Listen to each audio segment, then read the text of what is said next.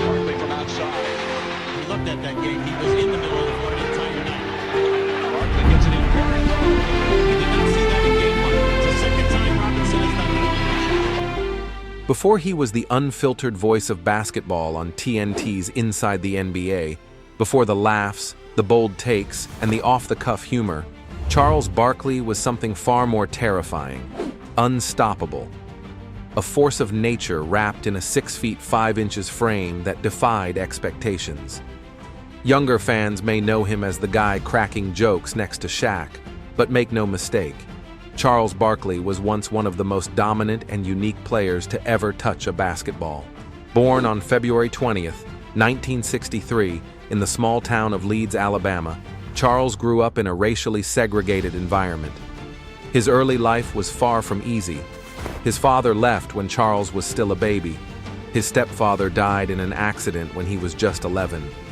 Raised by a single mother who worked multiple jobs to keep food on the table, Barkley's early years were defined by struggle and survival.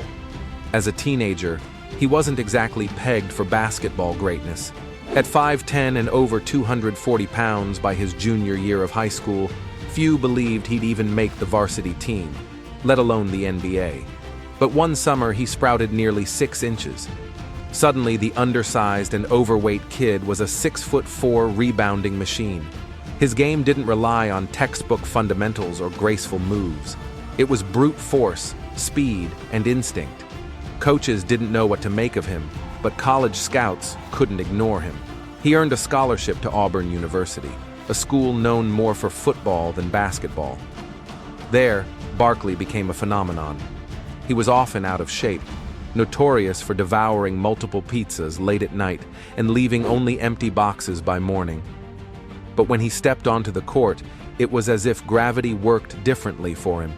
Auburn fans watched in awe as he snatched rebounds, sprinted coast to coast, and threw down thundering dunks against taller, leaner players. Despite being shorter than almost every center he faced, Barkley led the SEC in rebounding all 3 years at Auburn. His wide frame, explosive athleticism, and insane timing earned him a nickname that would follow him forever: the round Mound of Rebound.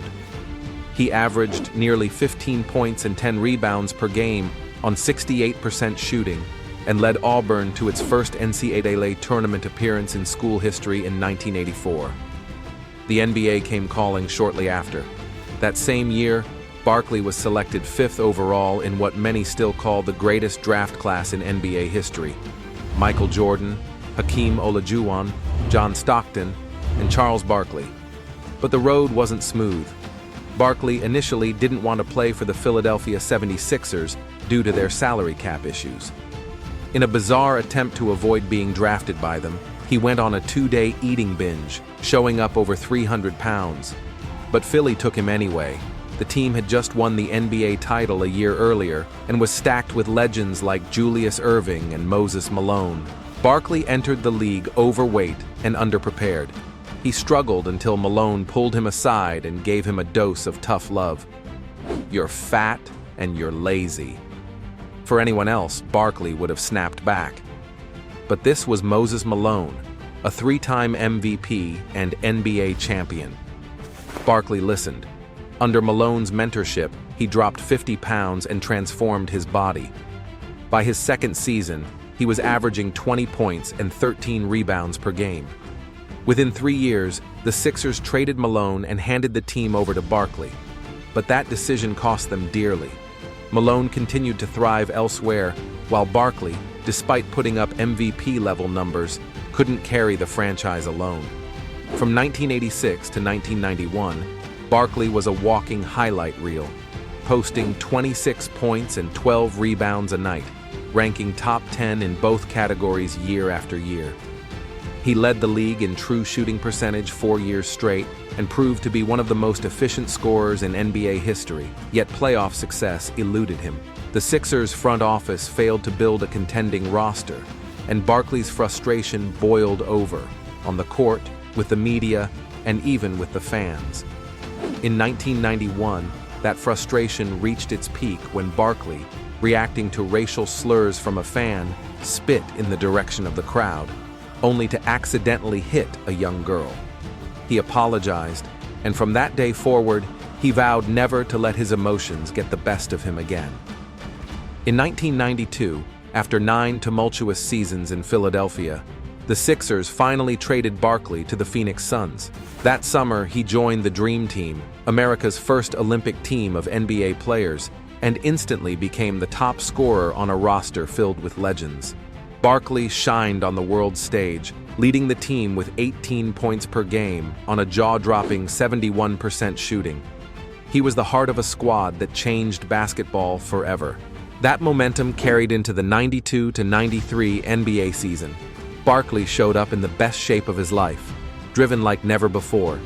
With a supporting cast that included Kevin Johnson and Dan Majerle, the Suns finished with the league's best record, and Barkley was named MVP. In the Western Conference Finals, he dropped a triple-double in Game 7 to push Phoenix past Seattle. Then came the finals. Standing in his way was his friend, and the man who always seemed to be one step ahead, Michael Jordan. The 1993 NBA Finals was an epic showdown. Barkley averaged 27 points, 13 rebounds, and over 5 assists.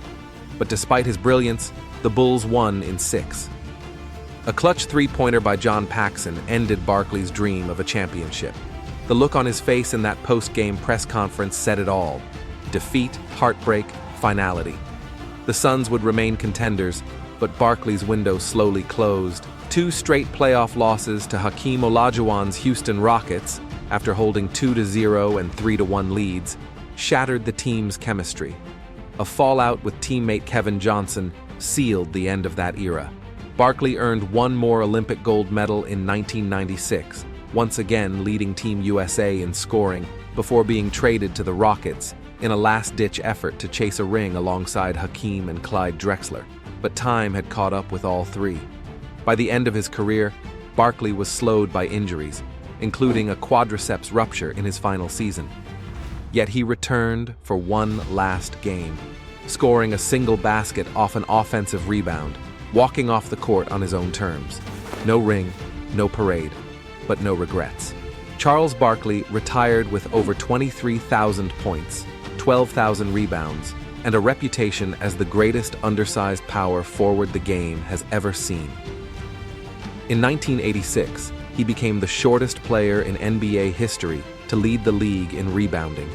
He outmuscled giants, crashed boards with Dennis Rodman-like hunger, and bulldozed defenders like a freight train. His transition game resembled a 250-pound LeBron before there was LeBron. Off the court, Barkley was never just a player. He was a voice, a loud, unfiltered, controversial voice. He sparred with opponents, coaches, refs, even fans. He made headlines as much for his mouth as for his stats. But behind that bravado was humor, humility, and honesty. He made fun of himself as much as he mocked others. He wasn't perfect. He never pretended to be. After retirement, Barkley didn't fade into the background. He reinvented himself, becoming one of the most beloved and sometimes polarizing sports analysts in television history. On Inside the NBA, his chemistry with Shaquille O'Neal and Kenny Smith has become the stuff of legend. His off-script commentary, comedic timing, and refusal to play politics made him a household name all over again.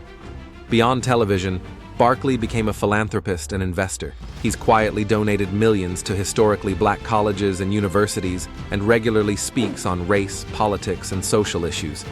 He married his college sweetheart, Maureen Blumhart, and they have a daughter together, Christiana. Charles Barkley never won a ring. He never got that storybook ending on the court. But he walked away with something bigger: authenticity, impact, and immortality. He played with his heart on fire, spoke with no filter, and lived every moment unapologetically.